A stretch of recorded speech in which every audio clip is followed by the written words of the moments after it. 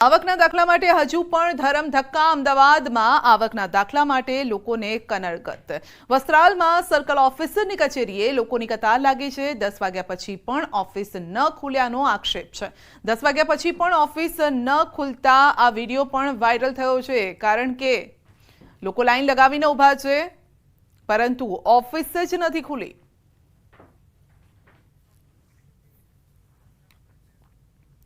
Surendranagar post ઓફિસમાં આધાર card update કરાવવા માટે વહેલી સવારથી લોકોની લાંબી લાઈન લાગી છે। દૈનિક માત્ર 35 લોકોને જ આધાર કાર્ડ અપડેટ માટે ટોકન આપવામાં આવતા અન્ય અરજદારોને ધરમધક્કો થાય છે। મુખ્ય પોસ્ટ ઓફિસ ખાતે વહેલી સવારથી અંદાજે 200થી પણ વધુ લોકો લાઈનમાં ઊભા રહે છે પરંતુ ટોકન માત્ર 35 ને જ મળે છે। અરજદારોમાં રોષ છે। મુખ્ય પોસ્ટ ઓફિસ સિવાય જનસેવા કેન્દ્ર અને બેંકમાં આધાર કાર્ડ અપડેટ કરાવવાની કામગીરી બંધ રહેતા લોકોને ભારે હાલાકી છે।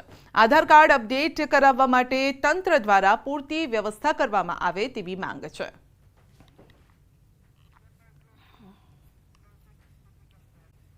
રાજકોટ અગ્નિકાંડ બાદ શિક્ષણ વિભાગ પણ એક્શનમાં આવી ગયું છે અને અમદાવાદની શાળાઓના કોર્પોરેશનના આદેશનું પાલન શરૂ કરી દેવાયું છે। શાળામાં ફાયર સેફટી અને બીયુ બાબતે ડિસ્પ્લે બોર્ડ મૂકવામાં આવ્યા છે ત્યારે ઉસ્માનપુરા વિસ્તારની એરોમા કોલેજમાં ડિસ્પ્લે બોર્ડ મુકાયું જેમાં બિલ્ડિંગની વિગતો સ્ટ્રક્ચરલ સર્ટિફિકેટ ફાયર એનઓસી બાબતની જાણકારી મુકાઈ છે। 2 જૂને એએમસી દ્વારા તમામ શાળા કોલેજ અને જાહેર બિલ્ડિંગોમાં ફાયર સેફટી વિગતો જાહેર કરવાના આદેશ પણ આપ્યા છે।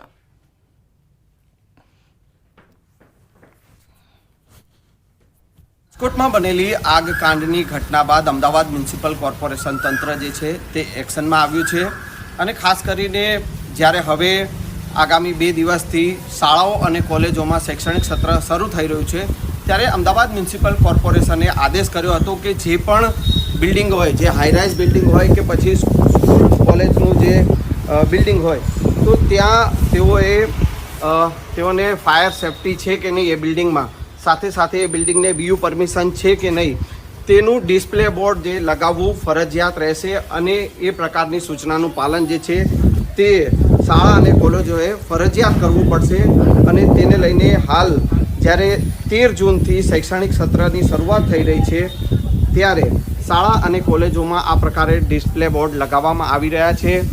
અમદાવાદના ઉસ્માનપુરામાં આવેલી એરોમા કોલેજ છે કે જ્યાં આપ જોઈ શકો છો કે ફાયર એનઓસી તેઓએ જે લીધી છે તે ફાયર એનઓસી ક્યારે તેની એક્સપાયરી ડેટ છે તે પણ અહીંયા મૂકવામાં આવી છે। સાથે સાથે જે બિલ્ડિંગમાં વિદ્યાર્થીઓ અભ્યાસ કરવા માટે આવે છે તો એ બિલ્ડિંગને યુઝ કરવાની પરમિશન છે કે નહીં તેનું ડિસ્પ્લે બોર્ડ પણ અહીંયા લગાવવામાં આવ્યું છે।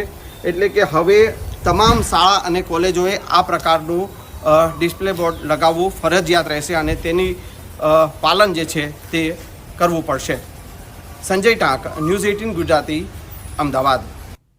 રાજકોટ આગકાંડ બાદ રાજ્યનું શિક્ષણ વિભાગ સતર્ક થઈ ગયું છે। શાળા ખુલ્યા પહેલા જ સ્કૂલ વાન અને શાળાને લઈ નિયમો ઘડી દેવાયા છે।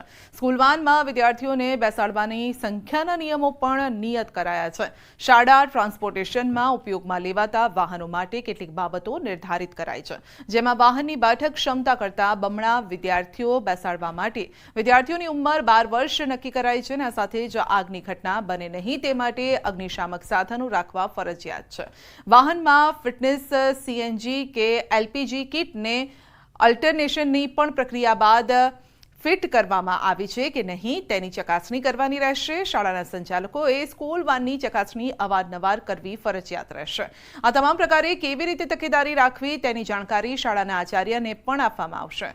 જો નિયમ નહીં પાળ્યા તો કાયદેસરની કાર્યવાહી કરવામાં આવશે અને તેની ચકાસણી રાજ્યના ટ્રાન્સપોર્ટેશન વિભાગ દ્વારા સૂચના જિલ્લા શિક્ષણ અધિકારી અને પ્રાથમિક શિક્ષણ અધિકારીને પણ આપવામાં આવી છે।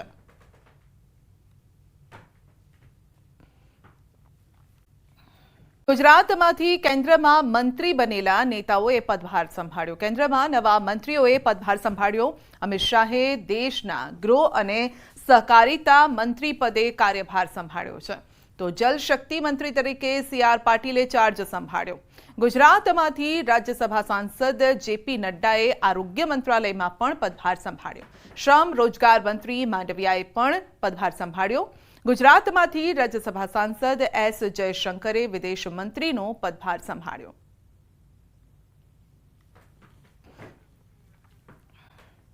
ગુજરાત વિધાનસભાની પેટા ચૂંટણીમાં જીતેલા 5 ધારાસભ્યોએ લીધા છે શપથ। લોકસભાની ચૂંટણી સાથે જ ગુજરાતમાં 5 વિધાનસભાની પેટા ચૂંટણી પણ યોજાઈ હતી અને આ તમામ બેઠકો સત્તાધારી પક્ષ ભાજપે જીતી હતી અને ત્યારે ગાંધીનગર ખાતે નવા ચૂંટાયેલા ધારાસભ્યોનો શપથ ગ્રહણ સમારોહ યોજાયો। પેટા ચૂંટણીમાં જીતેલા 5 ધારાસભ્યોએ શપથ લીધા। વિધાનસભાના અધ્યક્ષ શંકર ચૌધરીએ તમામ ધારાસભ્યોને શપથ લેવડાવ્યા। પોરબંદરથી અર્જુન મોઢવાડિયા, બીજાપુરથી સીજે ચાવડા, વાઘોડિયાથી ધર્મેન્દ્રસિંહ વાઘેલા, ખંભાતથી ચિરાગ પટેલ, માણાવદરથી અરવિંદ લાડાણીએ હવે સેવાના શપથ લીધા છે। આ પ્રસંગે રાજ્યના મુખ્યમંત્રી ભૂપેન્દ્ર પટેલ, આરોગ્ય મંત્રી ઋષિકેશ પટેલ, ગૃહ રાજ્યમંત્રી હર્ષ સંઘવી, નાણામંત્રી કનુભાઈ દેસાઈ સહિત અન્ય અગ્રણી નેતાઓ ઉપસ્થિત રહ્યા। નવા ધારાસભ્યોએ શપથ લેતાની સાથે જ વિધાનસભાની કુલ 182 બેઠકો પૈકી 181 બેઠકોનું સંખ્યાબળ થઈ ગયું છે। વિધાનસભામાં ભાજપનું સંખ્યાબળ 161 થઈ ગયું છે તો કોંગ્રેસ પાસે હવે 13 જ ધારાસભ્ય બચ્યા છે અને આમ પણ આમ આદમી પાર્ટીના 4, એસપીના 1 અને અપક્ષના 2 ધારાસભ્ય છે। તો હાલમાં વિધાનસભાની ફક્ત એક જ વિસાવદર બેઠક ખાલી છે અને આ બેઠક પર લોકસભાની ચૂંટણી સાથે પેટા ચૂંટણી નહોતી યોજાઈ। એવી કોઈ શરતો સાથે કે કોઈ કન્ડિશન સાથે પ્રજા અમને ભારતીય જનતા પક્ષમાં લીધા પણ નથી ને અમે આવ્યા પણ નથી। અમે પ્રજાનું હિત જોઈને આવ્યા છે ત્યારે પ્રજા હિતના વધારે કાર્યો જ થાય, એ પછી ધારાસભ્ય તરીકે થાય કે બીજા કોઈ પ્લેટફોર્મ પરથી થાય, પણ પ્રજા એ મારી સર્વોપરી રહે છે। જે પણ વિકાસના કાર્યો બાકી છે અમારા વિસ્તારમાં કરવાના એ ભારતીય જનતા પાર્ટીની સરકાર આદરણીય અમારા ભૂપેન્દ્રભાઈ પટેલ સાહેબ મુખ્યમંત્રી એમના થકી કરીશું। સમર્પિત કાર્યકર્તા છું અને મને જે ભૂમિકા મળી છે ધારાસભ્ય તરીકેની, કાર્યકર્તા તરીકેની, એ હું આગામી દિવસોમાં નિભાવતો રહીશ। આવી કોઈ વાત આજે છે નહીં। જવાહરભાઈ જે કરવાનું હોય એ એની પ્રવૃત્તિ છે, મારે એમાં કાંઈ લેવા દેવા છે નહીં। હું ભારતીય જનતા પાર્ટીમાં જોડાણો, ભારતીય જનતા પાર્ટી મને ટિકિટ આપી અને હું ભારતીય જનતા પાર્ટીમાંથી ધારાસભ્ય તરીકે જીતો। અગાઉ ધારાસભ્ય જે જીત્યા હતા એ ગયા વખતે અપક્ષ લડ્યા હતા અને પોતે પોતાની ડિપોઝિટ ગુમાવી ચૂક્યા છે। આ વખતે એમને કોંગ્રેસને સપોર્ટ કર્યો હતો એટલે એમની ભૂમિકા કાયમથી વિરોધમાં રહેલી છે અને પ્રજાએ એમને જવાબ આપી દીધો। જન્મતા બાળકોમાં કુપોષણનું પ્રમાણ વધ્યું છે। સિવિલમાં છેલ્લા 3 મહિનામાં 1197 નાના બાળકો એડમિટ થયા છે। 2.5 કિલોથી ઓછું વજન ધરાવતા 70 થી 75% બાળકો છે। ખાનગી હોસ્પિટલના 58% બાળકો સારવાર માટે આવ્યા। છેલ્લા 3 મહિનામાં 156 શિશુના મૃત્યુ થયા છે। શિશુઓના 52% મૃત્યુમાં ઓછું વજન હોવાનું પણ સામે આવ્યું છે।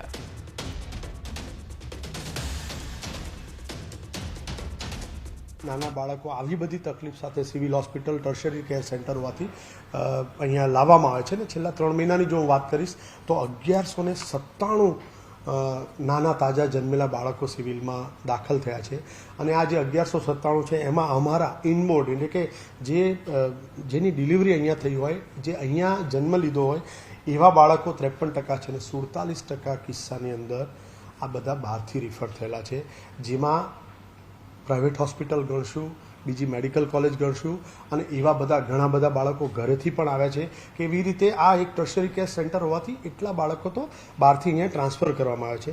બાદ કાયમી ભરતીની માંગ સાથે શિક્ષકો મેદાનમાં છે। ટેટ ટાટ પાસ ઉમેદવારો ગાંધીનગર સચિવાલય પહોંચ્યા।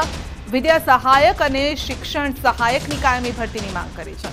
શિક્ષણ મંત્રી કુબેર ડિંડોરને મળીને રજૂઆત પણ કરી રહ્યા છે અને પ્રાથમિક અને ઉચ્ચતર માધ્યમિક શાળામાં 34,506 શિક્ષકોની જગ્યા ખાલી છે।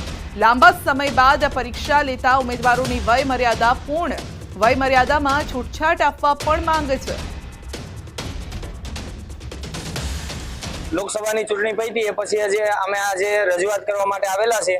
આજે અમારી રજૂઆત છે એ શિક્ષણ મંત્રી કુબેરભાઈ ડિંડોરને આપવાની છે। બીજું 9 થી 12 માટે માધ્યમિક અને ઉચ્ચતર માધ્યમિક પ્રફુલભાઈને આપવાની છે અને સીએમઓમાં અમે રજૂઆત કરવાના છે કાયમી ભરતી માટે। કાર્યવાહી સામે નારાજગી જોવા મળી રહી છે અને દોડધામ પણ મચી ગઈ। રાજકોટ શહેર ભાજપના આગેવાનો ગાંધીનગર પહોંચ્યા। રાજકોટ ભાજપના આગેવાનો સીએમને મળવા પહોંચ્યા। મેયર, શહેર પ્રમુખ Mukesh Doshi, mayor Nayanaben Pedhadiya, standing chairman Jaymin Thakar Gandhinagar પહોંચ્યા। ધારાસભ્ય રમેશ ટીલાડા, ઉદય કાનગડ, દર્શિતા શાહ અને ભાનુબેન બાબરિયા પણ ગાંધીનગરમાં છે। સીલિંગની કાર્યવાહી બાદ આગેવાનો પહોંચ્યા છે। શહેરમાં 500થી વધુ મિલકતો સીલ કરાતા આગેવાનો ગાંધીનગર પહોંચ્યા છે.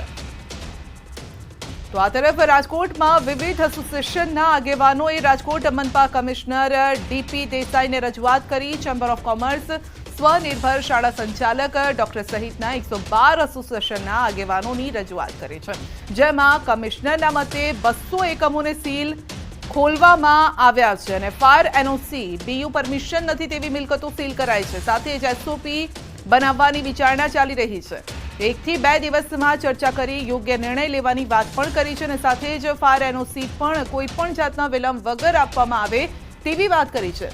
તો કમિશનરના મતે રેસિડેન્શિયલ વિસ્તારમાં પ્રી સ્કૂલ ચલાવી શકાય, પણ રેસિડેન્શિયલ બિલ્ડિંગમાં નહીં.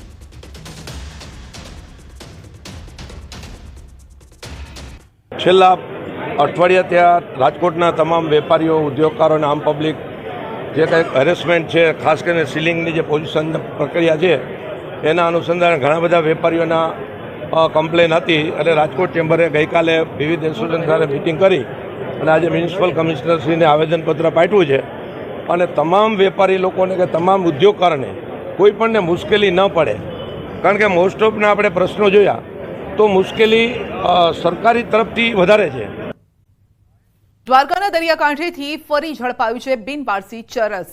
મોજબ કિનારેથી 850 ગ્રામ ચરસ મળી આવ્યું છે. દરિયા કિનારેથી 42 લાખનો ચરસનો જથ્થો ઝડપાયો છે.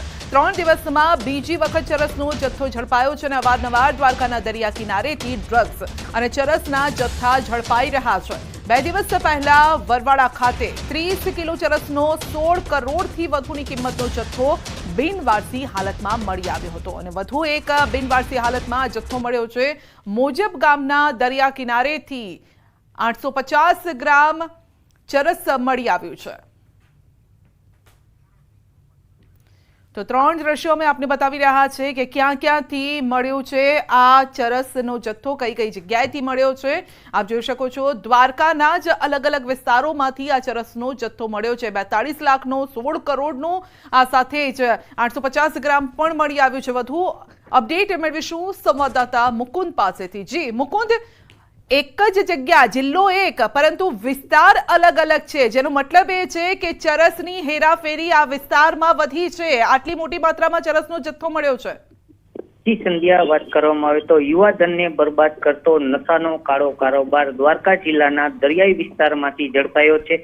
3 દિવસ પહેલા દ્વારકાના દરિયા કિનારેથી 16 કરોડની કિંમતનો ચરસનો જથ્થો ઝડપાયા બાદ ફરી દ્વારકાના દરિયા કિનારે આવેલ મોજબ પાસેના દરિયા કિનારેથી 850 ગ્રામ ચરસનો 42 લાખની કિંમતનો જથ્થો બિનવારસુ હાલતમાં મળી આવ્યો છે. ત્યારે દ્વારકા પોલીસે દરિયા કિનારે વધુ સર્ચ ઓપરેશન હાથ ધરતા દ્વારકા પોલીસને દરિયા કિનારેથી આ 42 લાખની કિંમતનું ચરસ મળી આવ્યું છે. પોલીસે દરિયાઈ વિસ્તારમાં ખાસ સર્ચ ઓપરેશન પણ હાથ ધરવામાં આવ્યું છે. દરિયા કિનારે આટલો જથ્થો ક્યાંથી આવ્યો, કઈ બોટ મારફતથી આવ્યો, તે દિશામાં પણ પોલીસે તપાસ હાથ ધરી છે. હાલ પોલીસે ચરસનો જથ્થો ઝડપી લઈ દરિયાઈ વિસ્તારમાં વધુ તપાસ હાથ ધરી છે. ત્યારે વાત કરીએ તો બિનવારસુ હાલતમાં મળેલો આ ચરસનો જથ્થો છે તે કોણ પહોંચાડી ગયું છે, કોણ લઈ જવાનું હતું, તે તમામ સવાલો પર પોલીસ માટે પણ પડકારરૂપ સાબિત થયું છે. ત્યારે અગાઉની વાત કરીએ તો દ્વારકા જિલ્લાના તલાયા બંદર ખાતેથી સંધ્યા 350 કરોડનું કિંમતનું અને નાવદરા બંદર ખાતેથી 120 કરોડની કિંમતનું ડ્રગ્સ પણ ઝડપાયું હતું. ત્યારે ડ્રગ્સ માફિયાઓ પણ દરિયાઈ સુરક્ષા એજન્સીઓને હાથતાળી આપીને દરિયા કિનારા સુધી પહોંચાડી રહ્યા છે ડ્રગ્સ. બિલકુલ મુકુંદ, આપનો આભાર. તો આ સાથે 4 વાગ્યા સુધી દક્ષિણ ગુજરાતમાં વરસાદની આગાહી છે. તાપી, ડાંગ, નવસારીમાં વરસાદની આગાહી છે. દાદરા નગર હવેલીમાં પણ વરસાદની આગાહી કરવામાં આવી છે.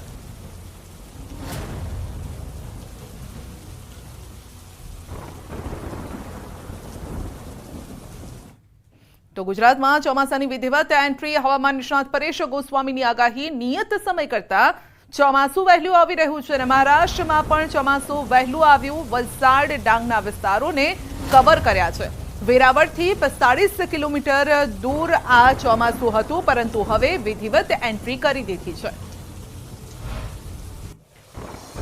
આજ રોજ 11 જૂન 2024 રોજ નૈઋત્યના ચોમાસાનો પ્રવેશ ગુજરાતની અંદર થઈ ચૂક્યો છે. આમ જોવા જઈએ તો ચાલુ વર્ષે એટલે કે 2024 વર્ષ દરમિયાન ચોમાસું છે તે એના નિયત સમય કરતાં થોડુંક વહેલું ચાલી રહ્યું છે. 19 મે 2024 રોજ નૈઋત્યનું ચોમાસું આંદોબાર નિકોબાર ટાપુ ઉપર નોંધાયું હતું. એ પછી નોર્મલ તારીખ જે 1 જૂન છે, 1 જૂને ચોમાસું છે કેરળમાં આવવું જોઈએ, એની જગ્યાએ 29 મે ના રોજ મોડી રાત્રે કેરળની અંદર ચોમાસાનો પ્રવેશ થઈ ગયો હતો. એટલે આંદોબાર નિકોબાર ટાપુ ઉપર પણ ચોમાસું વહેલું આવ્યું, કેરળની અંદર પણ ચોમાસાનો સમય કરતા વહેલો પ્રવેશ થયો હતો. એ પછી મહારાષ્ટ્રના મુંબઈમાં પણ સમય કરતા ચોમાસું વહેલું પ્રવેશ્યું હતું અને આજે 11 જૂન 2024 રોજ ચોમાસું છે એ ગુજરાતમાં પ્રવેશ કરી ગયું છે. આજની તારીખે ચોમાસું છે એ દક્ષિણ ગુજરાતના વલસાડ, ડાંગ સહિતના અનેક વિસ્તારોને કવર કર્યા છે અને જે સૌરાષ્ટ્રની વાત કરવાય તો સૌરાષ્ટ્રના વેરાવળથી 45 કિલોમીટર દક્ષિણની અંદર દરિયાની અંદર આ ચોમાસું છે. એટલે વેરાવળથી પણ ખૂબ નજીક ચોમાસું છે. આજે 11 જૂન 2024 રોજ સાંજ સુધી અથવા તો મોડી રાત સુધીમાં સૌરાષ્ટ્રના ભાવનગર, અમરેલી, ગીર સોમનાથ, જુનાગઢ સહિતના વિસ્તારોની અંદર પણ ચોમાસાનો પ્રવેશ થઈ શકે છે. એટલે આમ જોવા જઈએ તો ચોમાસું છે એ ગુજરાતની અંદર 15 જૂને આવતું હોય છે, પણ ચાલુ વર્ષે 2024 વર્ષ દરમિયાન ચોમાસું છે તેના સમય કરતા 4 દિવસ વહેલો પ્રવેશ થયો છે. જો કે આ કોઈ અલગ કે નવી વાત ન ગણી શકાય. અનેક વખત એવું બન્યું છે ભૂતકાળની અંદર કે ચોમાસું એના સમય કરતા વહેલું પણ ગુજરાતની અંદર આવતું હોય છે ને એવું જ ચાલુ વર્ષે બન્યું છે. સમય કરતા 4 દિવસ વહેલું છે એ ગુજરાતની અંદર ચોમાસું બેસી ગયું છે. ક્યાં વરસાદ પડશે તે પણ મેપના માધ્યમથી જ સમજી લઈએ. ગુજરાતમાં કયા વરસાદની આગાહી છે, કયા કયા જગ્યાએ. તો આજે સૌરાષ્ટ્રમાં વરસાદની આગાહી છે અને સૌરાષ્ટ્રના કયા કયા વિસ્તારોને ધમરોડશે તો આપ જોઈ લો મેપના માધ્યમથી.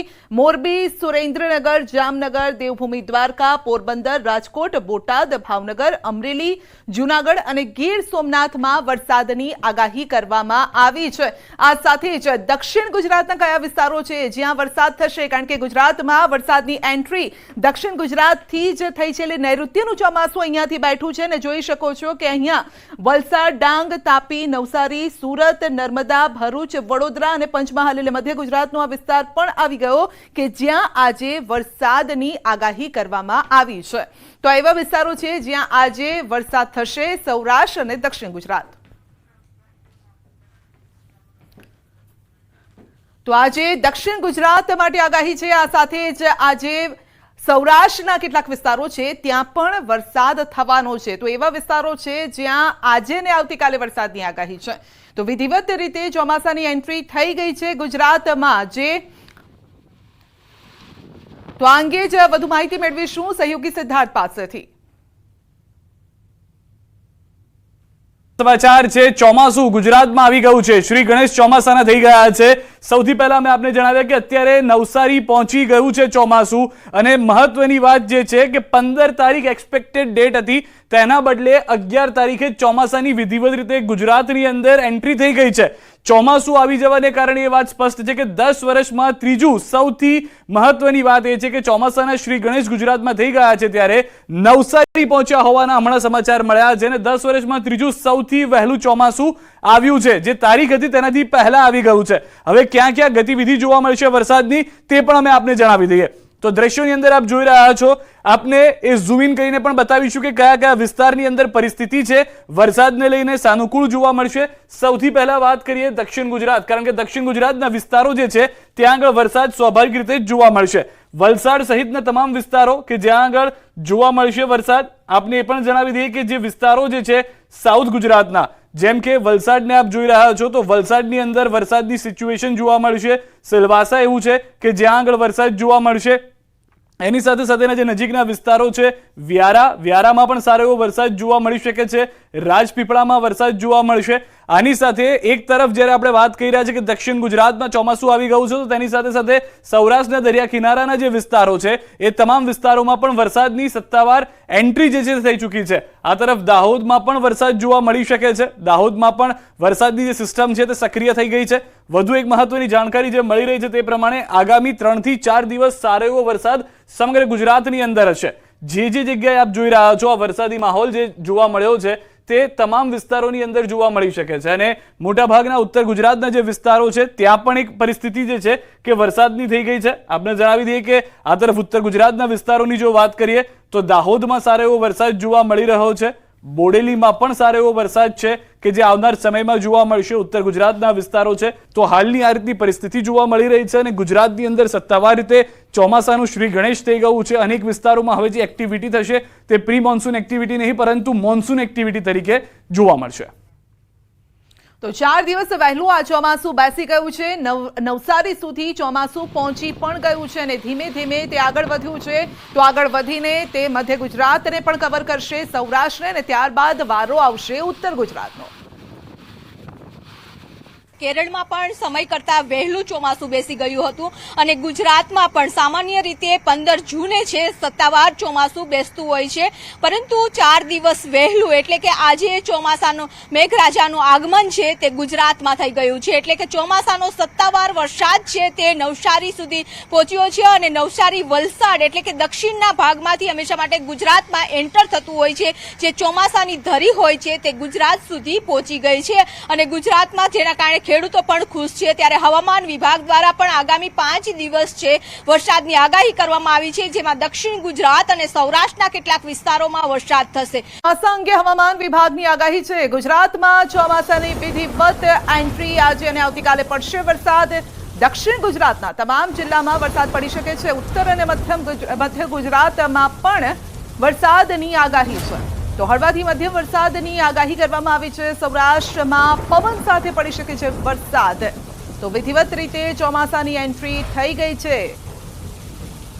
નૈઋત્યનું ચોમાસું આવી પહોંચ્યું છે ગુજરાતમાં. દક્ષિણ કાંઠેથી એન્ટ્રી થાય છે ગુજરાતમાં અને આજે અને આવતીકાલે વરસાદ પડશે.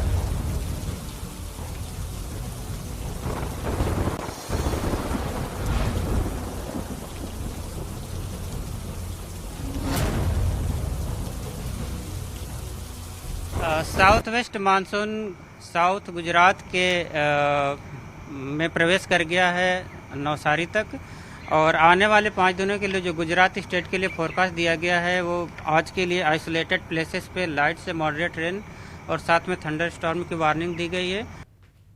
आज गुजरात रीजन और सौराष्ट्र और कच्छ के सारे डिस्ट्रिक्ट कवर हैं जहां पर लाइट से मॉडरेट रेन होगी और साथ में थंडर स्टॉर्म की भी वार्निंग है. और कल की बात करेंगे तो कल के लिए आइसोलेटेड प्लेसेस पे लाइट रेन और साथ में थंडर स्टॉर्म का पूर्वानुमान दिया गया और जो डिस्ट्रिक्ट हैं जहां पे लाइट रेन होने का पूर्वानुमान और साथ में थंडर स्टॉर्म की वार्निंग है वो डिस्ट्रिक्ट हैं. साउथ गुजरात के सारे डिस्ट्रिक्ट कवर हैं और नॉर्थ गुजरात के पंचमहल, दाहोद और महिसागर हैं.